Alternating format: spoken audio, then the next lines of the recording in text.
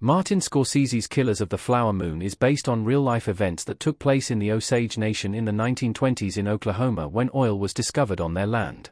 The film was based on the non-fiction novel by David Granner about the Osage Indian murders that took place from 1910 to 1930, many of which remained unsolved until the FBI moved in and began to investigate the case. Impressively, Scorsese worked with the Osage Nation from the start of working on the project to make it as respectful and accurate as possible. The movie starred Leonardo DiCaprio as Ernest Burkhart, a World War I veteran who was married to an Osage woman named Molly, Lily Gladstone.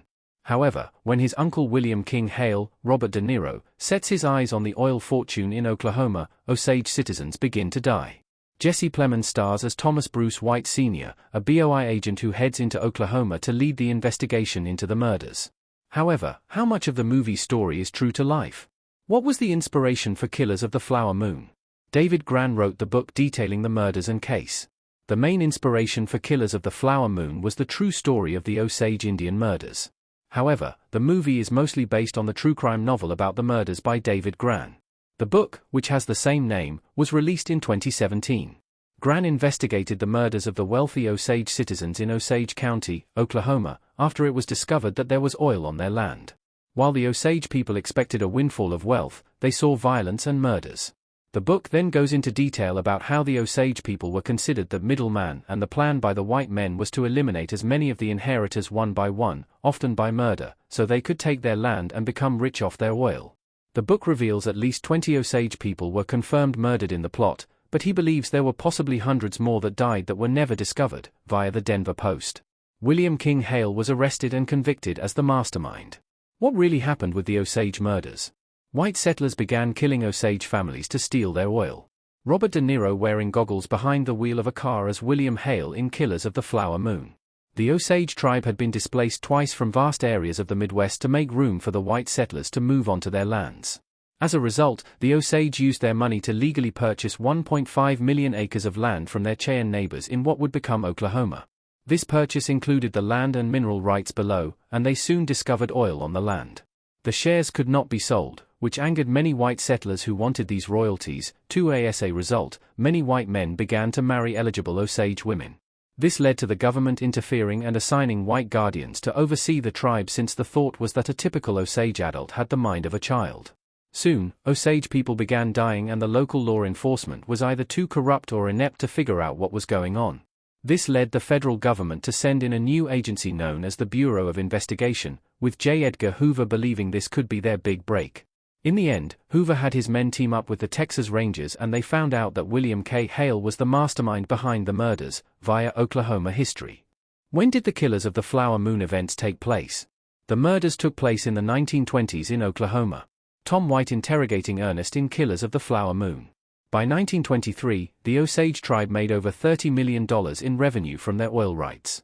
All the minerals were tribally owned, and the U.S. government held them in a trust. However, the white settlers wanted a piece of it as well. 2 years before this, William K. Hale encouraged his nephew Ernest Burkhart to marry a full-blooded Osage named Molly Kyle.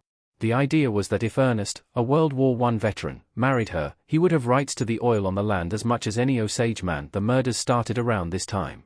The first to die was Lizzie Q. Kyle, Molly's mother. The suspected death was by poison, and her land rights went to her 2 daughters, but in 1921, her second daughter, Anna, was shot to death. Liz's nephew, Henry Roan, was also shot and killed. William K. Hale was the beneficiary of Henry's life insurance policy. Then, in 2023, someone blew up Liz's family home and killed her daughter Rita, her husband Bill, and housekeeper Nettie Brookshire. Molly Kyle and Ernest Burkhart inherited everything. When more Osage people ended up dying, the Osage Tribal Council asked the U.S. government for help. This is when J. Edgar Hoover sent in his newly formed FBI and called in the Texas Rangers.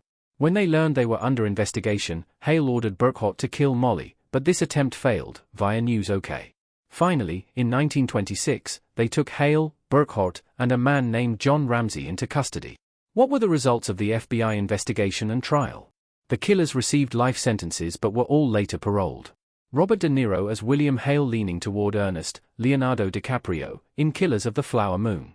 The court case saw William K. Hale, his nephews, and one of his ranch hands tried and charged with the murder of Molly Kyle's family.